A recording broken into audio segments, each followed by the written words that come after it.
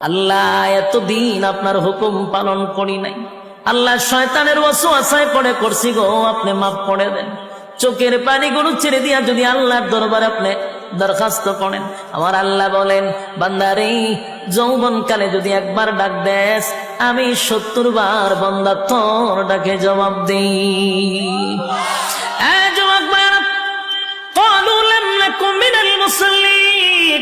যারা দুনিয়ার জমিনে মুসল্লি ছিল না তারাই তো জাহান্নামী, এক নম্বরে জাহান্নামে যাওয়ার কারণ।